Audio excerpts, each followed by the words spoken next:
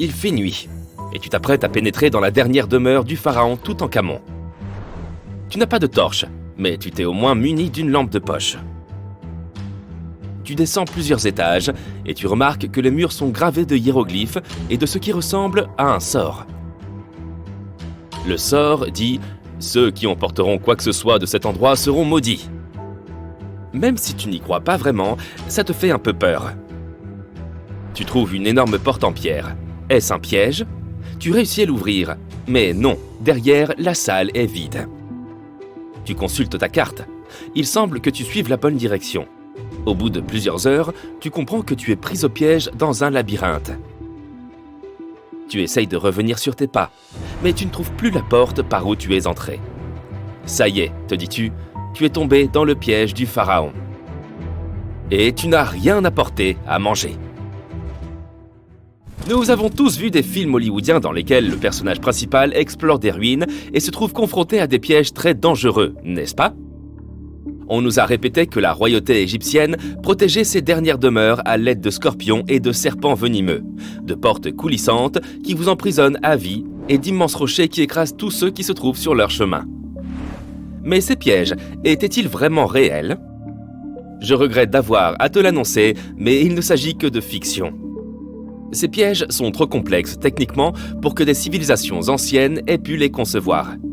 Mais ça ne veut pas dire qu'il n'y avait pas de pièges du tout.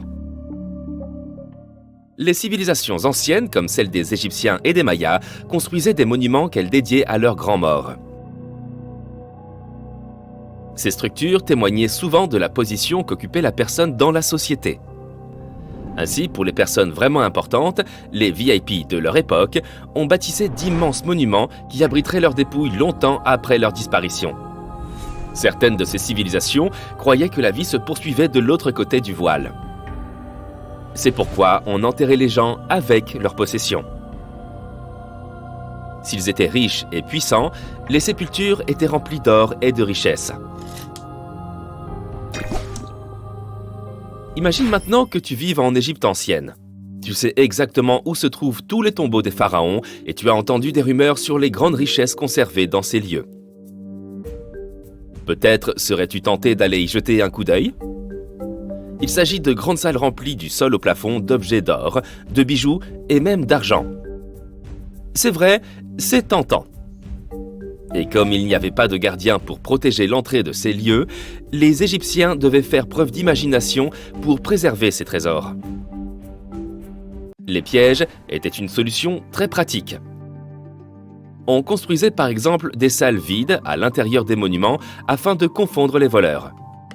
Examinons la dernière demeure d'Amenhotep III. Elle fut construite dans la ville de Luxor, dans un wadi secondaire de la vallée des rois. 2 ingénieurs français ont découvert le monument entre 1905 et 1914. Cette structure est immense et comporte plus de 10 salles reliées entre elles par de longs couloirs et de raides escaliers. La salle du roi est la mieux dissimulée et avant de la trouver, un étranger sera perdu plusieurs fois dans ce sombre dédale.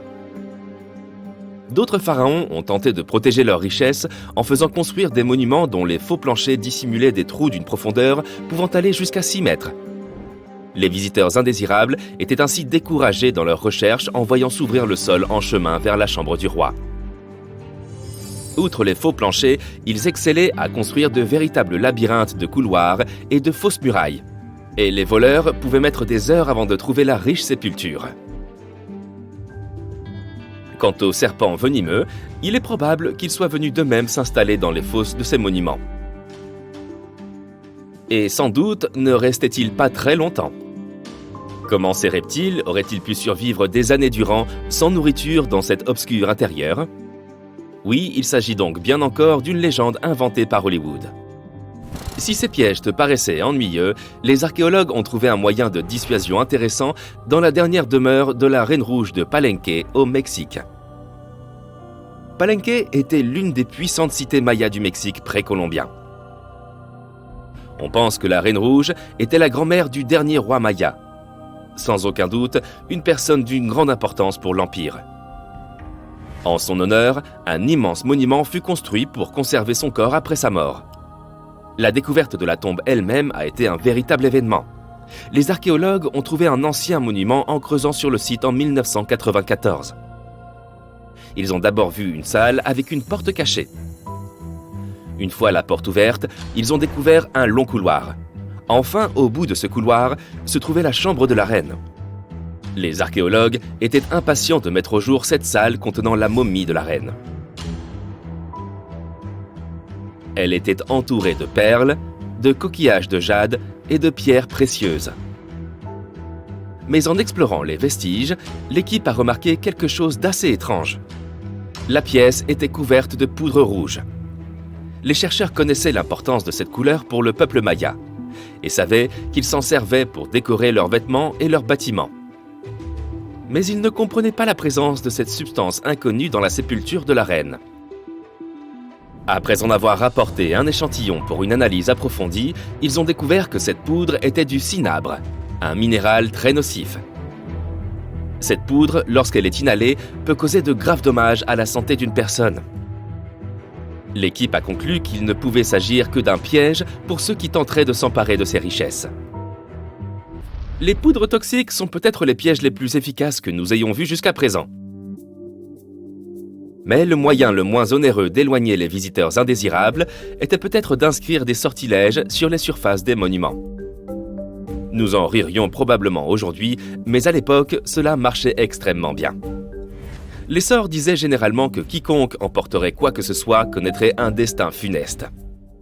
Certaines formules promettaient aux voleurs qu'ils perdraient leur maison dans de grands incendies ou de terribles inondations, d'autres que les malfaiteurs auraient des problèmes de santé incurables. Mais rien de tout ça n'a suffi à dissuader les pilleurs. D'étranges histoires semblent attester de la réalité de ces sortilèges. L'une d'entre elles est celle du célèbre égyptologue britannique Howard Carter, responsable de la découverte de la tombe du pharaon Toutankhamon dans les années 1920. Après des mois de fouilles infructueuses, Carter a découvert cette sépulture par hasard. Il a trouvé l'entrée d'un escalier sous le sol dans lequel il creusait depuis des mois. Aidé d'une équipe, il a dégagé les amas de sable qui en bloquaient l'entrée et a découvert une porte. Plusieurs symboles étaient gravés sur celle-ci. Et Carter savait que cela ne pouvait que signifier qu'une personne très importante avait été enterrée à cet endroit. Et il avait raison. À l'aide de son burin, il fit un trou dans le coin supérieur gauche de la porte en s'éclairant à la flamme d'une bougie. Il n'en croyait pas ses yeux. Devant lui, de nombreux objets d'or ainsi que des joyaux brillaient de tout leur feu.